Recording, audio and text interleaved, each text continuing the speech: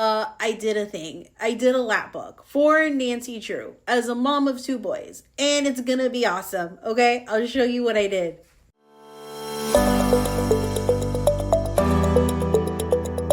Hi guys! So today I'm going to walk you through the lap book for The Secret of the Old Clock, how I constructed it, and we'll talk a little bit about it. But first, hi, my name is Nancy. Welcome. I am a homeschool mom going on 7 years actually, and I have two boys. They are they are in 4th grade now and in 6th grade.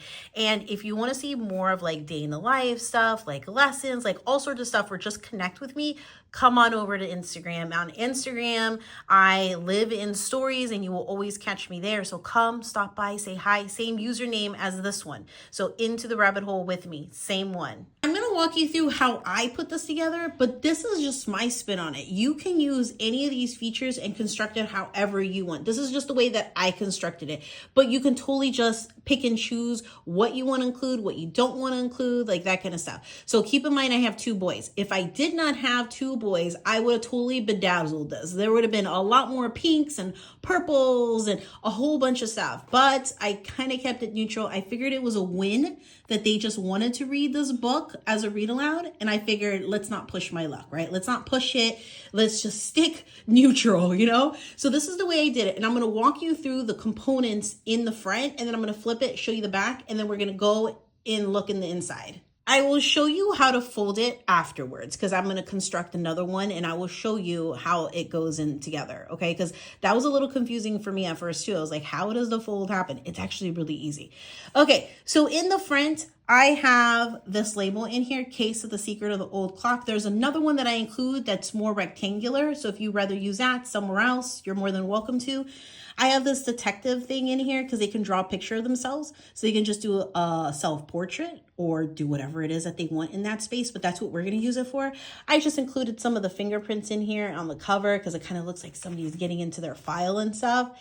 And then I have this image in there too that I just decided to put in the front, and then the feet, and then this evidence tag. If you want to, you can enlarge the image for the evidence tag when you go to print out, and you can have it going across the file to where it's cut. So right when you open it up, it's like broken up. Do you know what I mean? So that was cool. I didn't have the skill set for that though. I was like afraid I was going to mess it up. So I didn't do it. But those of you guys who are more creative and more technologically advanced, you know, you can go print it out where it goes that way and figure out how to cut it exactly to the file folder. So that is the front. Now the back is this about the author portion. So the author here is Carolyn King, I think is the way you say it.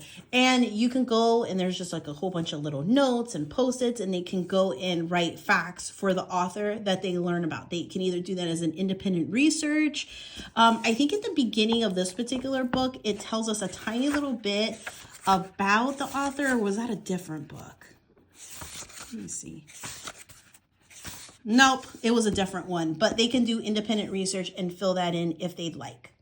So now inside the front flap, this is the way I arranged it. So again, this is the way I arranged it, but you're more than welcome to arrange it any way that you want. So we have two pockets. We have one for clues, one for suspects, and you have this really cute little magnifying glass over here that on the back side of it, you can write down who your suspects are, you know. There are 20 chapters in the book. So the way I plan on spacing it out is every 5 chapters, we're going to do something in this lap book. So whatever it is that we need to do, every 5 chapters, we're going to go in here and we're going to do work on here. And so if you have new suspects, we're going to write down new suspects. Clues. So every 5 chapters, again, we're going to go and we're going to take this, and you have your evidence tags, and along the back, we're going to write down some clues. This is the only flare of pink that I allowed myself in here. If I had twine, I think twine probably would have looked better. I thought that would look, you know, cool if it was like brown twine. I don't have it, and I went with pink. And so I don't think the boys are going to mind. And then on the other flap, what we have here is our character book. So in here, all the characters, you can have main characters, supporting characters, minor characters, however you guys want to break it out, totally up to you. And you would just staple it here off to the side and then glue it onto here. And you, again, you can print out as many pages as you like, you know. So you have that. We have a problem and solution tag in here. and I have like a brad nail, and I just put it in along the back like that. So they would write the problem down on the lock and then the solution, but that would come towards the end of the book. And then new vocabulary words that they come across, and I just picked any scrap paper that I had. You can make it as colorful as you want. You can do it on black or white, however you want to do it. I just happen to have this colored cardstock on hand, so I just made them into strips, and then as they come across new words or words that we discuss and stuff, we'll go and add it to our briefcase. Okay, so that's the sides. Now in the middle, what comes with this whole setup and everything is this Elements of a Mystery genre graphic organizer, and I thought that was really good to have it as our first page in here. So what you're going to want if you want to add multiple pages like this, like I did, is I did one of these, they're called fasteners. So like file fasteners is what they're called. So you're going to want that, and they go along the back. I'll show you the back here in a second after I put everything back. So it looks very detective-y, like a little case file, and I love that look. So anyway, so that I made it as my first page. Then on our second page, we have these little things for theme, genre, setting, author, all that kind of stuff. This is actually part of the pack in here. It's not part of the printable. Like I actually glued it on here, so you can move this anywhere you want. So originally what I was going to do is I was going to have it along the front cover right in here, so that way when it's closed, the seal would be broken when you open it, kind of like what I meant with the evidence one too.